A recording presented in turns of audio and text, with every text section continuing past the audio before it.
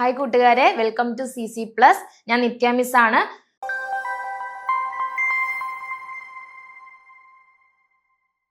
ഇന്ന് 9th സ്റ്റാൻഡേർഡിലെ ഏത് chapter ആണെന്ന് മനസ്സിലായി കാണുമല്ലോ. Chapter 11 surface areas and volumes. ആ ഒരു ചാപ്റ്ററിലെ ഒരു പ്രോബ്ലം ആയിട്ടാണ് വന്നിട്ടുള്ളത്. 9th സ്റ്റാൻഡേർഡിൽ പഠിക്കുന്ന കുട്ടികൾക്കായിട്ടുള്ള ക്വസ്റ്റ്യൻ ആണ് എന്ന് ഞാൻ പറയുന്നത്. അപ്പൊ നോക്കാം എന്താണ് ക്വസ്റ്റ്യൻ എന്ന് നോക്കാം. A conical tent is 10 meter high and the radius of its base is 24 meter. Find slant height of the tent, cost of the canvas required to make the tent if the cost of 1 meter square canvas is rupees 70. എന്താ പറഞ്ഞത്? ഒരു right circular കോണിനെ പറ്റിയിട്ടാ പറഞ്ഞത് അല്ലെ. ഇവിടെ നമുക്ക് കോൺ എന്ന് പറഞ്ഞാല് കോണിക്കൽ ടെന്റ് എന്ന് പറഞ്ഞാൽ എന്താണ് ഉദ്ദേശിക്കുന്നത്? റൈറ്റ് സർക്കുലർ കോൺ തന്നെയാണ് അല്ലെ.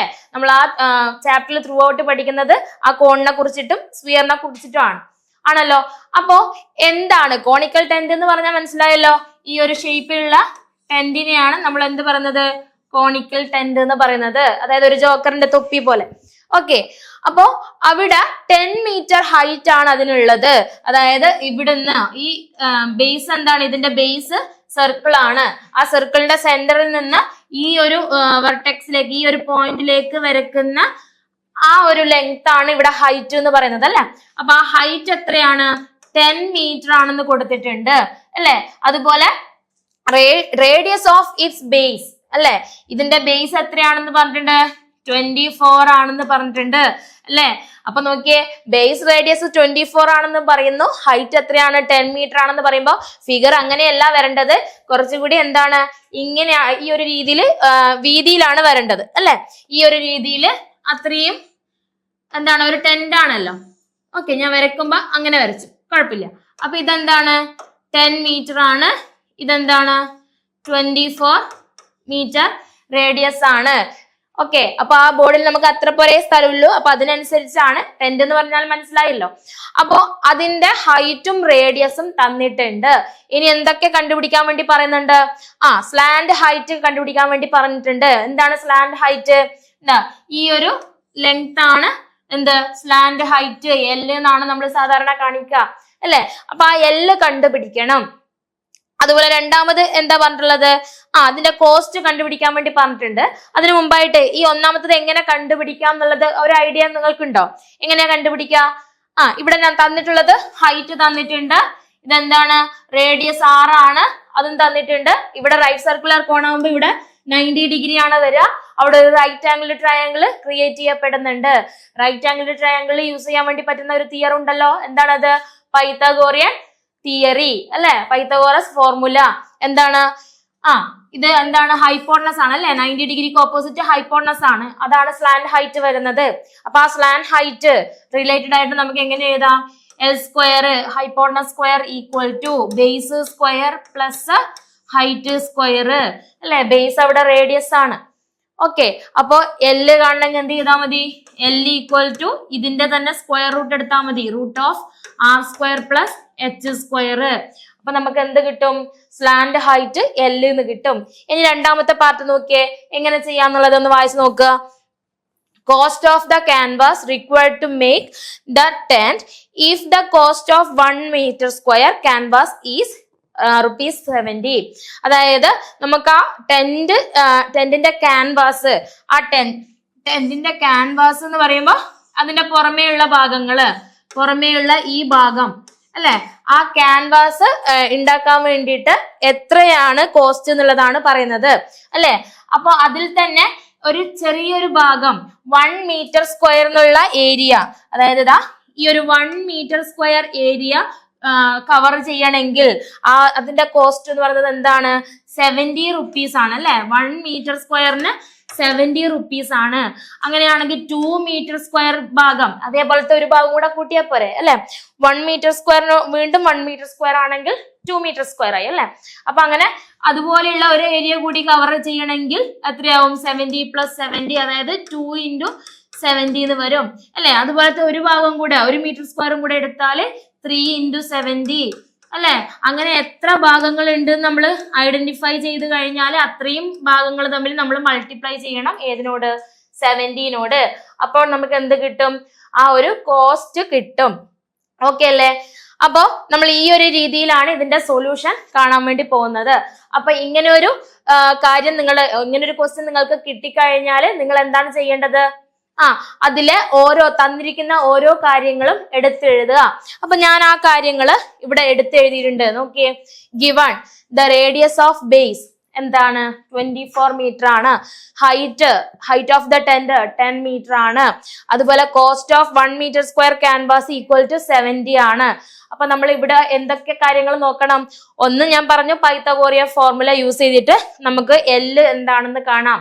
L കിട്ടണമെങ്കിൽ ഈ L സ്ക്വയർ എന്നുള്ളത് L ആക്കുക, സ്ക്വയർ റൂട്ട് അപ്ലൈ ചെയ്യാം അല്ലെ, അപ്പോഴാണ് നമുക്ക് അത് കിട്ടുക. അതുപോലെ മറ്റേ കാര്യം എന്താ പറഞ്ഞത്? കോസ്റ്റ് കാണുക. ആ ക്യാൻവാസ് ഫില്ല് ചെയ്യാനുള്ള അല്ലെങ്കിൽ ആ മേക്ക് ചെയ്യാനുള്ള ആ കോസ്റ്റ് കാണുക. അപ്പൊ ആ ക്യാൻവാസ് എവിടെയാ നമ്മൾ കാണുന്നത്? ഈ ബേസ് ഒഴികെ ഈ ഒരു ഭാഗമാണ് അല്ലെ. ഇതെന്താണ്? കേർവ്ഡ് സർഫസ് ഏരിയ ആണ് അല്ലെ. CSA curved surface area. ഒരു റൈറ്റ് സർക്കുലർ കോൺ, ഒരു കോണിന്റെ കേർവ്ഡ് സർഫസ് ഏരിയ കാണാനുള്ള ഇക്വേഷൻ എന്താ? Pi R L, pi into R into L. പൈയുടെ വാല്യൂ അറിയാലോ, 22/7 ആണ്. ഓക്കെ, അപ്പൊ അതിന്റെ സൊല്യൂഷൻ ഞാൻ ഇവിടെ കൊടുത്തിട്ടുണ്ട്. നോക്കിയേ, L equal to root of R square plus H square equal to root of 24 square plus 10 square substitute ചെയ്ത് കൊടുത്തിട്ടുണ്ട്. ഇനി 24 സ്ക്വയർ എത്രയാണ്? 576 ആണ്. 10 സ്ക്വയർ 100 ആണ്. ആഡ് ചെയ്യുമ്പോൾ എത്ര കിട്ടും നമുക്ക്? 676 എന്ന് കിട്ടും. അതിന്റെ റൂട്ട് എന്താ? അത് പെർഫെക്റ്റ് സ്ക്വയർ ആണ്. റൂട്ടിന്റെ ഏതാണ്? 26 സെന്റിമീറ്റർ ആണ് വരിക. ഓക്കെ, ഇവിടെ എല്ലാം മീറ്റർ അല്ലേ കൊടുത്തത്. അപ്പൊ നമുക്ക് ഇവിടെ കിട്ടുന്നത് എന്താണ്? 26 സെന്റിമീറ്റർ അല്ല, 26 മീറ്റർ ആണ് കിട്ടുന്നത്. ഓക്കെ അല്ലേ? ഇനി എന്താണ്? നമുക്ക് കേർവ്ഡ് സർഫസ് ഏരിയ കാണണം. എന്നാലും മാത്രമേ നമുക്ക് ആ 1 മീറ്റർ സ്ക്വയർ അല്ലേ കൊടുത്തത്, ഏരിയ അല്ലേ. സ്ക്വയർ മീറ്റർ എന്ന് പറയുന്നത് എന്താണ്? ഏരിയനെ കാണിക്കുന്നതാണ്. അപ്പൊ നമുക്ക് ആ കേർവ്ഡ് സർഫസ് ഏരിയ കാണണം അല്ലെ. ഈ ഒരു കേർവ്ഡ് സർഫസ് ഏരിയ കാണണം. അപ്പൊ pi R L, pi into R into L. Pi എത്രയാണ്? 22/7 ആണ്. ഇൻറ്റു ആർ എന്ന് പറയുന്നത് എത്രയാണ്?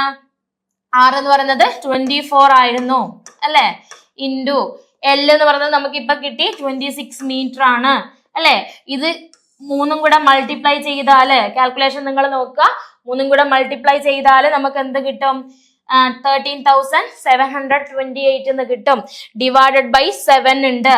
ഓക്കെ, ഡിവൈഡഡ് ബൈ 7 ഞാൻ ഒന്നും ചെയ്തില്ല, ആ ഫ്രാക്ഷൻ അതുപോലെ തന്നെ വെച്ചു. അത്രയും മീറ്റർ സ്ക്വയറിന് എഴുതി. കാരണം എന്താ? നമുക്ക് കണ്ടുപിടിക്കേണ്ടത് ആ ഏരിയ അല്ല, മെയിൻ ആയിട്ട് കണ്ടുപിടിക്കേണ്ടത് എന്താണ്? ആ കോസ്റ്റ് ആണ്. അതുകൊണ്ട് ഞാൻ അതിനെ സിംപ്ലിഫൈ ചെയ്തില്ല, അതുപോലെ തന്നെ വെച്ചു. ഇനി എന്ത് ചെയ്യാ? നമുക്കറിയാം 1 മീറ്റർ സ്ക്വയർ ഏരിയ മേക്ക് ചെയ്യണമെങ്കിൽ 70 റുപ്പീസ് ആണ്. 2 മീറ്റർ സ്ക്വയർ ഏരിയ മേക്ക് ചെയ്യണമെങ്കിൽ എത്രയാണ്? 2 × 70 ആണ് അല്ലെ. 3 മീറ്റർ സ്ക്വയർ ആണെങ്കിൽ 3 × 70 ആണ്. അങ്ങനെയാണെങ്കിൽ ഇത്രയും മീറ്റർ സ്ക്വയർ ആണെങ്കിൽ എന്താ ചെയ്യേണ്ടത്? അതിനോട് 70 മൾട്ടിപ്ലൈ ചെയ്യുക. അപ്പൊ അതിനോട് ഇത്രയും ഭാഗത്തിന്റെ കോസ്റ്റ് എത്ര വരുന്ന കാണാൻ എന്ത് ചെയ്താൽ മതി? അതിനോട് 70 മൾട്ടിപ്ലൈ ചെയ്യാം. അങ്ങനെ 70 മൾട്ടിപ്ലൈ ചെയ്യുമ്പോൾ നമുക്ക് കിട്ടുന്ന ആൻസർ എന്താണ്? 7 7 പോവുമല്ലോ അല്ലെ. അപ്പൊ 10 ഇൻറ്റു ഇതിന്റെ കൂടെ ഒരു 0 ചേർത്താൽ മതി. അപ്പൊ നമുക്ക് ആൻസർ കിട്ടി എത്രയാണ് കോസ്റ്റ് എന്നുള്ളത്. ഓക്കെ, അപ്പോ ഈ ഒരു ഭാഗത്തു നിന്നുള്ള ക്വസ്റ്റ്യൻ നമുക്കൊന്ന് ചിന്തിച്ചാൽ നമുക്ക് എല്ലാം കിട്ടും, എങ്ങനെയാണ് ചെയ്യേണ്ടത് എന്നുള്ളത്. ആദ്യം ക്വസ്റ്റ്യൻ വായിച്ച് മനസ്സിലാക്കുക എന്നുള്ളതാണ് ചെയ്യേണ്ടത്. അതുപോലെ എന്തൊക്കെ ഡാറ്റയാണ് അവിടെ തന്നിട്ടുള്ളത്, ഏത് ഫോർമുല യൂസ് ചെയ്താലാണ് നമുക്ക് അവിടെ ഫൈൻഡ് ചെയ്യാൻ വേണ്ടി പറഞ്ഞ കാര്യങ്ങൾ കണ്ടുപിടിക്കാൻ വേണ്ടി പറ്റുക, അങ്ങനെയുള്ള കാര്യങ്ങൾ നോക്കിയിട്ട് വേണം നമ്മൾ സൊല്യൂഷൻ എഴുതി തുടങ്ങാൻ വേണ്ടിയിട്ട്. ഓക്കെ, അപ്പോ നമ്മൾ CC+ല് കുട്ടികൾക്കായിട്ട് 5 മുതൽ 10 വരെയുള്ള CBSE കുട്ടികൾക്ക് വേണ്ടിയിട്ട് ഇവിടെ റിവിഷൻ ക്ലാസ് ഉൾപ്പെടെയുള്ള കാര്യങ്ങൾ സ്റ്റാർട്ട് ചെയ്തിട്ടുണ്ട്. ഇവിടെ നോർമലായിട്ട് ഇൻഡിവിജ്വൽ ട്യൂഷൻസ് ആണ് നടക്കുന്നത്, 1-to-1 ടീച്ചിങ് ആണ് നടക്കുന്നത്.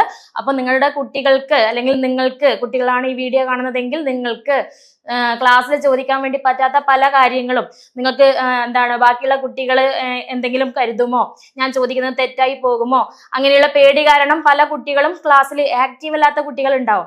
പക്ഷെ അവർക്ക് നല്ല കഴിവുള്ള കുട്ടികളാവാം, പക്ഷെ അവർക്ക് ചോദിക്കാനുള്ള പേടി കൊണ്ട് അവർ പല കാര്യങ്ങളിലും പുറകിലോട്ട് നിൽക്കുന്നുണ്ടാകാം. അങ്ങനെയുള്ള കുട്ടികൾക്ക് എപ്പോഴും 1-1 ടീച്ചിങ് ആണ് ഏറ്റവും ഉചിതമായിട്ടുള്ള കാര്യം. അപ്പോൾ നിങ്ങൾക്ക് ഇവിടെ ടീച്ചേഴ്സ് അവൈലബിൾ ആണ്. 1-to-1 ടീച്ചിങ്ങിനായിട്ട് ഇവിടെ ടീച്ചേഴ്സ് അവൈലബിൾ ആണ്. അപ്പോൾ ഇന്ന് തന്നെ ഈ ഒരു നമ്പറിൽ, ഈ കാണുന്ന നമ്പറിൽ വിളിച്ചിട്ട് അഡ്മിഷൻ എടുക്കുക. അപ്പോൾ 9th CBSE കുട്ടികൾക്കാണെങ്കിൽ നിങ്ങൾക്ക് ഇവിടെ ഫ്രീ വാട്സപ്പ് ഗ്രൂപ്പ് ഉണ്ട്. അപ്പോൾ അതിന്റെ ലിങ്ക് താഴെ ഡിസ്ക്രിപ്ഷൻ ബോക്സിൽ കൊടുക്കുന്നുണ്ട്. അപ്പോൾ നിങ്ങൾ അതിൽ കയറി ജോയിൻ ചെയ്യുക. അപ്പോൾ നിങ്ങൾ ഈ വീഡിയോ ആദ്യമായിട്ടാണ്, ഈ ഒരു ചാനൽ ആദ്യമായിട്ടാണ് കാണുന്നതെങ്കിൽ ഈ ചാനൽ ഫോളോ ചെയ്യുക, സബ്സ്ക്രൈബ് ചെയ്യുക, നിങ്ങളുടെ കൂട്ടുകാർക്ക് അയച്ചു കൊടുക്കുക. താങ്ക്